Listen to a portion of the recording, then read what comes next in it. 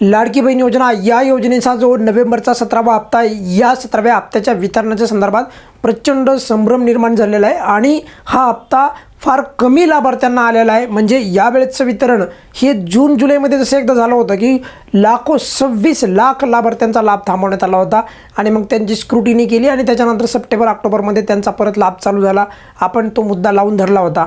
अशाच प्रकारे यावेळेस पण लाखो लाडक्या बहिणींचा लाभ जो आहे काही कारणानिमित्त थांबवून ठेवला आहे का, आणि जर तसं झालं असेल तर नेमकं कोणत्या कारणामुळे वगैरे वगैरे संपूर्ण गोष्टी आपण या अगदी कमी शब्दामध्ये या व्हिडिओमध्ये पाहणार आहोत। पण तत्पूर्वी सर्वात अगोदर सांगतो आहे, ज्यांना 17वा हप्ता आला नाही तर अशा लाभार्थ्यांनी पात्र असताना पण जर तुम्हाला असं वाटत असेल की आता इथून पुढे आमचे हप्ते बंद होतील तर असं होणार नाही, काळजी करू नका। सध्या त्यामागे कोणते कारण असू शकतं त्याबद्दल पण आपण बोलणार आहोत। बघा, नोव्हेंबरचा 17वा हप्ता जो आहे, नोव्हेंबरचा जो हप्ता आहे आला नाही, नोव्हेंबरचा हप्ता आला नाही आणि मग त्यामुळे साहजिकच तुम्हाला वाटत असेल की पुढे काय होणार आहे, तर अगदी कमी शब्दामध्ये सांगणार आहे आणि सविस्तर तुम्हाला समजेल त्या पद्धतीने मी इथे लिहिलेलं आहे। बघा की 17वा हप्ता आला नसेल तर त्याचे मी पहिले कारण सांगतो की कोणत्या कारणामुळे, कारण आज 5 जानेवारी आहे।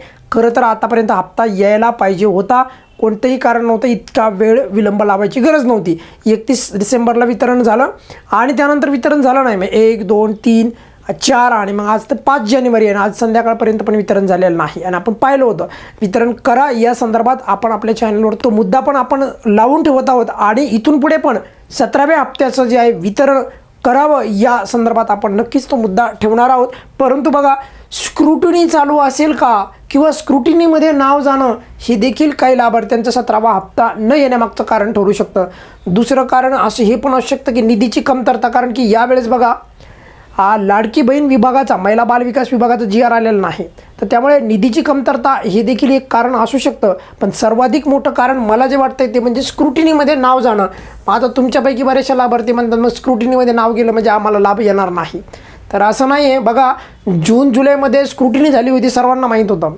जून जुलैमध्ये स्क्रुटिनी झाली आणि तब्बल 26 लाख लाभार्थ्यांचा फॉर्म लाभ जो आहे तो थांबवण्यात आलेला होता आणि त्यावेळेस पण कुठल्याही पद्धतीची माहिती आली नव्हती पुढे आणि आपल्या चॅनलच्या माध्यमातून तो मुद्दा लावला होता आपण। प्रचंड लाखोच्या संख्येत लाडक्या बहिणींना लाभ मिळालेला नव्हता आणि तसंच घडलं। नंतर राज्याच्या महिला बालविकास मंत्री आदितीताई तटकरे यांनी माहिती पण दिली की 26 लाख लाभार्थ्यांचा लाभ थांबवण्यात आला होता आणि मग त्या लाभाला सुरू करण्यासाठी आपण आपल्या चॅनलवर तो मुद्दा आपण लावून धरला होता आणि फायनली जाऊन जे आहे रेशन कार्ड म्हणजे मल्टिपल इन फॅमिली या कारणामुळे प्रचंड लाभार्थ्यांना जे आहे त्यांचा लाभ थांबवून ठेवला। मग नंतर रेशन कार्ड म्हणजेच एका रेशन कार्डवर 2 पेक्षा अधिक लाभार्थी असतील तर त्यांचा लाभ जो आहे तो थांबवण्यात आला आणि त्यानंतर जे लाभार्थी पात्र ठरले तर त्यांचा सप्टेंबर आणि ऑक्टोबर महिन्यामध्ये लाभ सुरू करण्यात आला।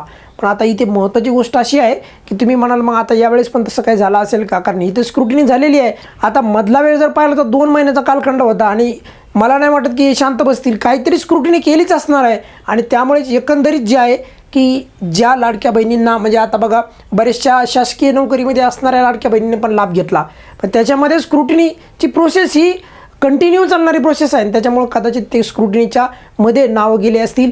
पण त्या लाभार्थ्यांना मी परत सांगतो आहे, ज्यांचे नावं स्क्रुटिनीमध्ये जातील किंवा पडताळणीमध्ये जातील तर त्यांना परत पात्र ठरल्याच्या नंतर लाभ मिळेल। त्यामुळे बऱ्याचशा लाभार्थ्यांना असं वाटलं की जून जुलैला बंद पडला म्हणजे नाही आता कायमचा गेला, पण त्यांना चालू झाला होता। तर तसंच ज्या लाभार्थी पात्र आहेत तर त्यांनी काळजी करू नका, कोणी काही पण सांगू तुम्हाला। पण ह्या गोष्टी कधीपर्यंत आपण म्हणू शकतो की जर तुम्हाला इमिडिएटली आता बघा आता तर लाभ इथून पुढे लाभ मिळेल का, समजा उदाहरणासाठी की बाबा आता समजा उद्या परवा, तर त्याची शक्यता फार कमी वाटली आता का, कारण की बघा जर भेटायचं असलं असतं आतापर्यंत भेटला असता, कारण 5 दिवस लागत नाही, एवढी तांत्रिक बिघाड वगैरे होत नाही, तर ते कारण असू शकतं, हे समजून घ्या। तांत्रिक अडचण येणे हे कारण असू शकतं, पण 5 दिवस मला नाही वाटत एवढ्या दिवस जे आहे हे कारण चालेल। तर याच्यामध्ये नक्कीच स्क्रुटिनीमध्ये नाव गेलेले असावेत किंवा निधीची कमतरता हे थोडं कमी प्रमाणातलं कारण आहे, पण मात्र लाभ कायमचा बंद होणार नाही जर तुम्ही पात्र असाल तर। बघा पुढे 17वा हप्ता येणार का, तर बघा जर अपात्र असलात तर येणार नाही ऑब्वियसली, पण जर तुम्ही पात्र असाल तर तुम्हाला पुढे जो आहे हप्ता मिळण्याची शक्यता आहे। परंतु डिसेंबरच्या हप्त्यासोबत येईल. पण आता तुम्ही म्हणाल की डिसेंबरच्या हप्त्यासोबत म्हणजे नोव्हेंबरचे आणि डिसेंबरचे असे दोन्ही मिळून आम्हाला 3,000 मिळतील का? तर असं घडत नाही, मागचा लाभ मिळत नाही बघा. ही पण बाब तुम्हाला इथे क्लिअर सांगतोय. म्हणजे 17वा हप्ता जर मिळाला नाही तर तुम्हाला पुढे लाभ मिळेल, पण मात्र 17व्या हप्त्याचे 1,500 रुपये मिळण्याची शक्यता फार कमी आहे. आणि 18वा हप्ता मात्र मिळू शकतो. पण याबाबत पण माझ्या मते एकदा राज्याच्या महिला बालविकास मंत्री आदितीताई तटकरे यांनी माहिती द्यायला पाहिजे. मी एवढं तर सांगू शकतो की लाखोच्या संख्येत यावेळेस लाडक्या बहिणींचा लाभ जो आहे त्यांना मिळालाच नाही. तर त्यामुळे यावर एकदा स्पष्टीकरण द्यायलाच पाहिजे की किती लाभार्थ्यांना यावेळेचा 17वा हप्ता मिळालेला आहे किंवा आम्ही वितरित केलेला आहे. अशा प्रकारची माहिती स्वतः या विभागाच्या मंत्री आदितीताई तटकरे यांनी द्यायला पाहिजे, जेणेकरून लाभार्थ्यांना पण कळेल किती लाभार्थ्यांना लाभ गेला आणि किती लाभार्थ्यांना अपात्र केलं. आणि जर अपात्र केलं असेल तर त्या अपात्रतेचे कारण पण द्यायला पाहिजे पुढे. आणि जर काही कारणानिमित्त तांत्रिक अडचण जर झाली असेल तर ती तांत्रिक बाब दूर करून आतापर्यंत वितरण करायला पाहिजे होतं. या व्हिडिओमध्ये आपण इथेच थांबूयात. काही अडचण असेल तर व्हिडिओच्या खाली कमेंट्समध्ये विचारू शकता. पण सरकारने जरा लक्ष द्यायला पाहिजे की एवढ्या मोठ्या प्रमाणामध्ये लाभार्थ्यांना लाभ मिळत नाही, म्हणजे नक्कीच काहीतरी अडचण असायला पाहिजे आणि ती अडचण दूर करा आणि लाभार्थ्यांना लाभ वितरित करा. या व्हिडिओमध्ये आपण इथेच थांबूयात. काही अडचण असेल तर नेहमीप्रमाणे कमेंट्समध्ये विचारू शकता. धन्यवाद.